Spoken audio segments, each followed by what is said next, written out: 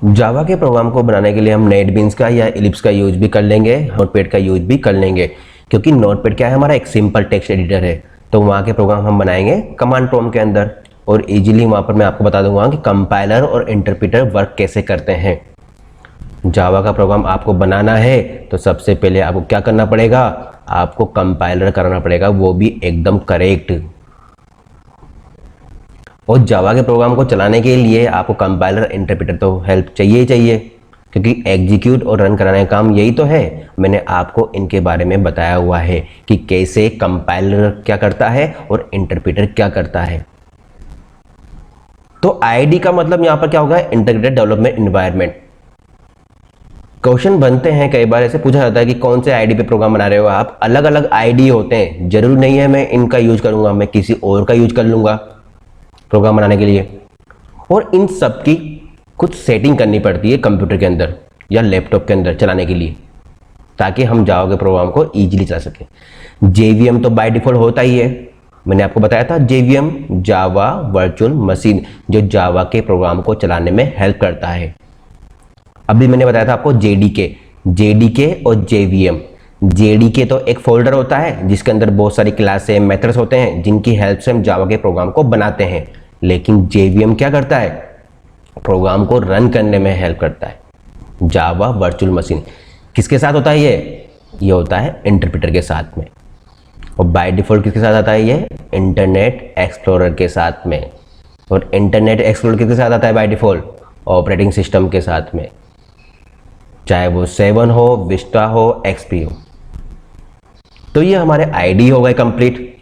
ID के बाद हम बात करते हैं सबसे इंपॉर्टेंट हमारा सिलेबस का टॉपिक।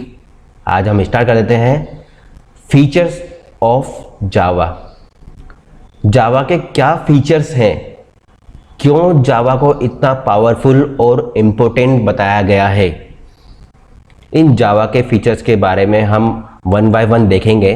तो सबसे पहले इनको देख लेते हैं पहले कि जावा के फीचर्स को हम कैसे डिस्क्राइब करेंगे। There are many features of Java. Java के बहुत सारे फीचर्स है, जैसे सिंपल है जावा, ऑब्जेक्ट ओरिएंटेड है, portable, platform independent, secure, robust, architecture neutral, dynamic, interpreted, high performance, multi threaded और डिस्ट्रीब्यूटेड।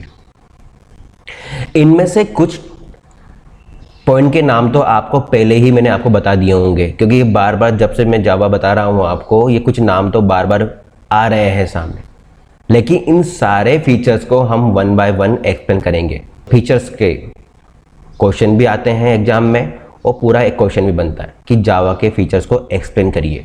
या फिर इनमें से कुछ फीचर्स देंगे, why Java is platform independent, या फिर why Java is dynamic, why Java is object oriented. Question बन सकता है वाई जावा इज सिक्योर। तो कुछ भी क्वेश्चन यहां से बन सकता है। यहां से क्वेश्चन आपका शॉर्ट क्वेश्चन बन सकता है और लॉन्ग क्वेश्चन बन सकता है। तो यहां पर हमारा सिलेबस का टॉपिक है फर्स्ट जावा के फीचर्स, वो हम देख रहे हैं यहां पर। तो आपको इन सारे फीचर्स को मैं वन बाय वन एक्सप्लेन करूंगा। इन सभी को हम क्या करेंगे, आज वन बाय वन एक्सप्लेन करेंगे, ताकि क्या हो, आप इनको आसानी से समझ सकें और आपको ये याद हो जाए, ताकि आप एग्जाम में आसानी से पढ़ सकें और आपको पता लगे कि जावा क्यों पावरफुल एक ऑब्जेक्ट ओरिएंटेड प्रोग्रामिंग लैंग्वेज है। ये जावा के सारे फीचर्स हैं। हम बात करते हैं सबसे पहले सिंपल। जावा सिंपल क्यों है? Java is a very easy to learn.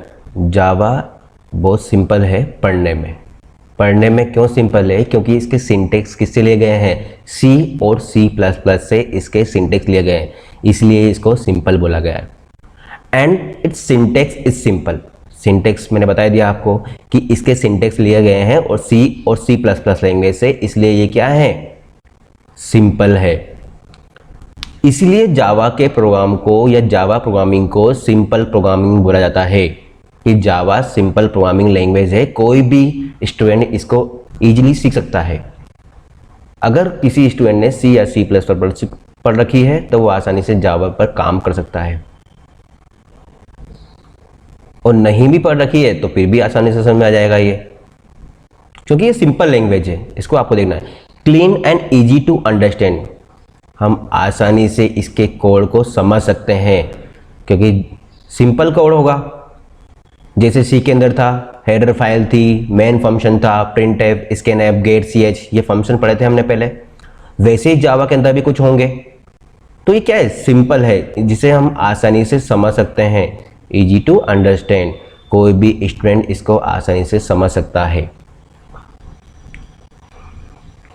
इसे सिंपल प्रोग्रामिंग लैंग्वेज भी बोलते हैं, सिंपल प्रोग्रामिंग लैंग्वेज भी बोलते हैं, ठीक है।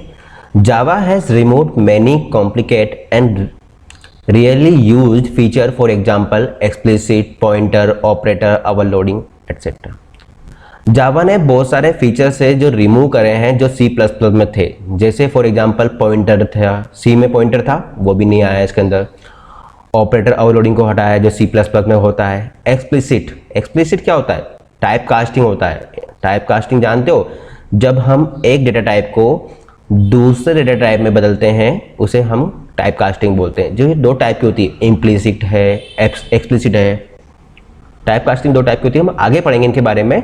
बस यहाँ बताया गया है कि इन चीज़ों को जावा के अंदर नहीं रखा गया है क्योंकि ये सारी चीज़ें C और C++ में थी।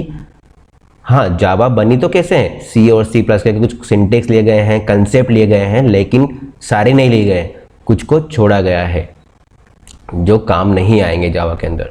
जावा उन्हें सपोर्ट नहीं करता है।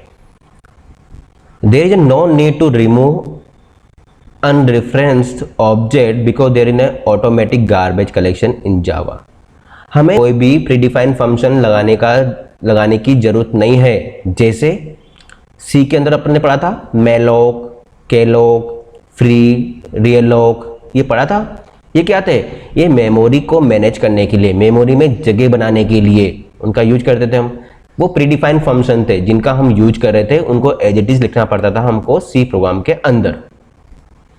लेकिन जावा के अंदर ऑटोमेटिक गार्बेज कलेक्शन होता है। ऑटोमेटिक गार्बेज कलेक्शन का मतलब कि आपने जैसे अपना काम हुआ मेमोरी से वो डेटा रिमूव हो जाएगा। जैसे सी के प्रोग्राम के अंदर हमने कोई भी लिखा, इंट है, फ्लोट है, डबल लिखा, तो ये डेटा टाइप्स क्या होते हैं, मेमोरी में जगह बनाते हैं। अब इनके अंदर हम क्या करते हैं, जगह बनाने के साथ साथ हम इनके अंदर वैल्यू भी डालते हैं। तो ये सारी चीज़ें क्या होती है, मेमोरी में जगह बनाती है, स्पेस कंज्यूम करती है। इससे क्या होता है, हमारे प्रोग्राम को चलाने में टाइम बहुत ज़्यादा लगता है। तो जावा के अंदर ऐसा नहीं है। जावा क्या है, एक ऑटोमेटिक गार्बेज कलेक्शन को सपोर्ट करती है। मतलब आपका काम हो गया, आपने प्रोग्राम एग्जीक्यूट करा दिया और वो मेमोरी को फ्री कर देगा। हमें कोई free function, malloc function, calloc function की जरूरत नहीं पड़ रही। इसलिए जावा एक एडवांस प्रोग्रामिंग लैंग्वेज बोल सकते हैं जावा को, जो फंक्शन के बाद आई थी। तो इंपॉर्टेंट प्रोग्रामिंग लैंग्वेज है जावा, जिसलिए हम पढ़ रहे हैं। हमने फर्स्ट फीचर देखा है सिंपल, तो सिंपल आपको समझ में आ गया होगा कि सिंपल इसलिए बोला गया है क्योंकि इसके सिंटेक्स को C और C++ लिया गया है और ये इजी होती है समझने में और एग्जीक्यूट करने में, पढ़ने में, क्योंकि बहुत सारे फीचर्स को हटाया गया है जो C और C++ में थे। नेक्स्ट हम बात करते हैं object oriented. Why Java is object oriented. Java object oriented क्यों है? Java is an object oriented programming language. Everything in Java is an object. Java के अंदर कुछ भी हो, कोई भी इंफॉर्मेशन हो, कोई भी फंक्शन हो, वो सारा क्या है, एक ऑब्जेक्ट है। जो भी चीजें हैं, इंफॉर्मेशन हो या कोई भी चीज स्टोर होगी, डेटा स्टोर होगा, वो कहाँ स्टोर होगा, ऑब्जेक्ट में स्टोर होगा। इसलिए जावा में एवरीथिंग क्या है, ऑब्जेक्ट है। Object oriented means we organise our software as a combination of different types of object. इस लाइन का मतलब यह है कि हम जो भी हमारा डेटा होगा या कोई भी इंफॉर्मेशन होगी, उनको हम अलग अलग ऑब्जेक्ट में स्टोर करा सकते हैं। जितना भी डेटा होगा, जितने भी इंफॉर्मेशन होगी, वो ऑब्जेक्ट के अंदर स्टोर होगी। इसलिए ये इंपॉर्टेंट है आपका ऑब्जेक्ट ओरिएंटेड प्रोग्रामिंग लैंग्वेज के अंदर। सी और C++ प्रोग्रामिंग लैंग्वेज में ऐसा नहीं था, क्योंकि उनके अंदर डेटा होता था फाइल में स्टोर, और फाइल सिक्योर नहीं थी, क्योंकि फाइल के अंदर क्या हो रहा था, कोई भी डेटा एक्सेस कर सकता था। फाइल कोई भी ओपन कर सकता है, रीड कर सकता है, राइट कर सकता है, चेंज कर सकता है, इसलिए वो सिक्योर नहीं था। लेकिन ऑब्जेक्ट के अंदर डेटा को अगर हम स्टोर करते हैं या सेव करते हैं तो वो क्या होता है, सिक्योर होता है। इसलिए ऑब्जेक्ट ओरिएंटेड है जावा। ये उस पर डिपेंड करती है, ऑब्जेक्ट ओरिएंटेड प्रोग्रामिंग सिस्टम। इसके कुछ रूल्स होते हैं जिनकी हेल्प से हम डेटा को मैनेज करते हैं, इंफॉर्मेशन को मैनेज करते हैं, स्टोर करते हैं, सेव करते हैं या ऑपरेशन करते हैं इनके ऊपर। इसके कुछ बेसिक कंसेप्ट है, जैसे क्लास है, ऑब्जेक्ट है, इनहेरिटेंस है, पॉलीमॉर्फिज्म है, डेटा एब्स्ट्रैक्शन है, एनकैप्सुलेशन है। ये क्या है, इसके कंसेप्ट है उसके, इसलिए सबसे ज़्यादा पावरफुल प्रोग्रामिंग लैंग्वेज है। इन सारे कंसेप्ट को हम 1 बाय 1 पढ़ेंगे, आपकी यूनिट सेकंड में दिया हुआ है ये क्लास ऑब्जेक्ट के बारे में।